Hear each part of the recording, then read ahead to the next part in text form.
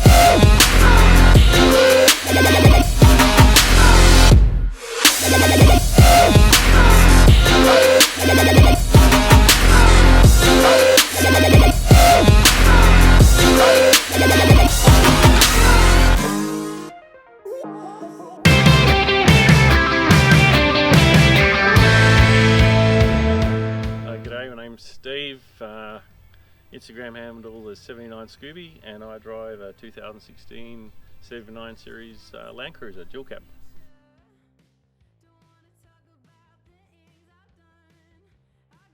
So the first mod, I guess, and the most obvious, is the portal axles.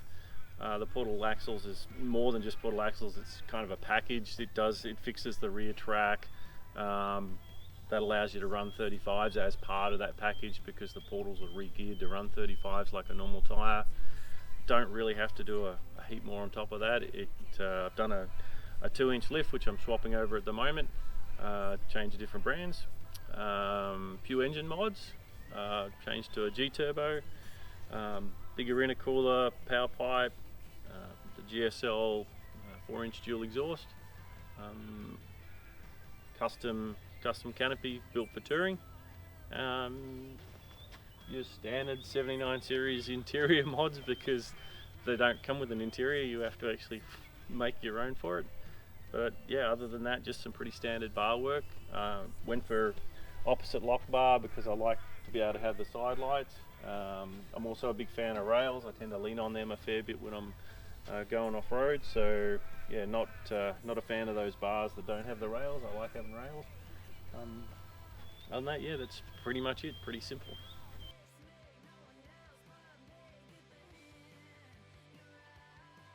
What do I need to do for the event to the car? Lots. I've seen some of the other boys and what they're turning up in, and I feel like the old man of the group in the touring car. I do have some fix-em-ups to do. Want to put a new winch on the front. Going to replace the suspension, both the shocks and the springs. Going to take as much physical weight out of it as I can, and other than that, really everything else is pretty much right to go. Rear winch is set up, love the way that's all set up, working really well.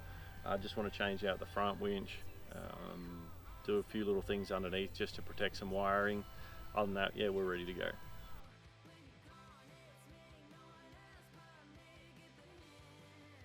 So it started out as just a bit of a fun machine. The portal axles, a mate of mine sent me the link and said, hey, check these out. He knew I was building a cruiser, and he said, you know, if you see anything like this, and I saw the Marks 4-wheel drive webpage and just went, oh yeah, gotta have that. So I put them on. Back it was sort of booked in end of 16. It was March 17 by the time I got the car back. Really at that stage, it had actually a tray with a removable canopy.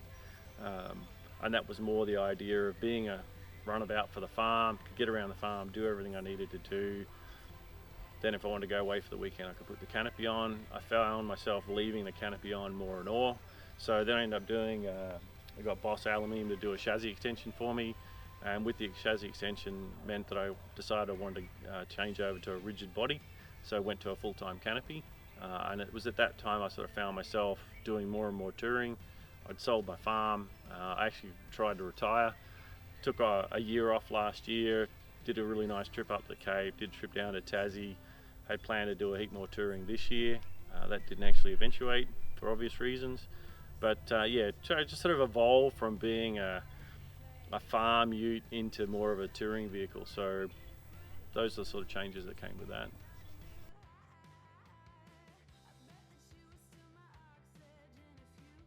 So those that I think will do well, the camera crew.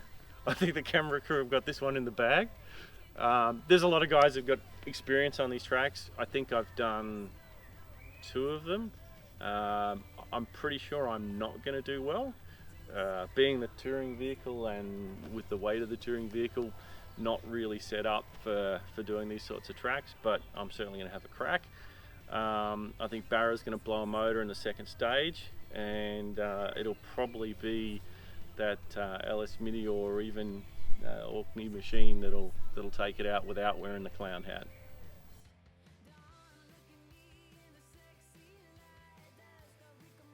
At this stage, I was going to bring my mate Lex. Unfortunately, I think with the border restrictions, he won't be able to get down to come along. So I'm going to bring along another 79 crowd favourite. I've grabbed Sandy. All of you guys will know Jim. Jim's decided he's going to jump in and be my navvy. I have just explained to him that means he actually has to run the winch too. We'll see how I get on.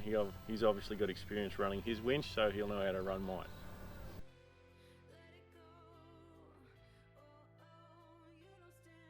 The plan for staying awake, see, I know a lot of you guys think I'm an old fella, and funnily enough I am actually starting to get pretty old, but I'm a pretty avid gamer, and I've got no problems doing an all-nighter. Done plenty of all-nighters playing all sorts of different online games, you know, back in the day before we actually had internet. Other than that, I'm pretty sure a Red Bull or 2 will come in, but no, I think just the fact that tracks we're doing, the group of guys that are going, just that constant action and chatting with everyone, I don't think staying awake 24 hours is going to be a hassle.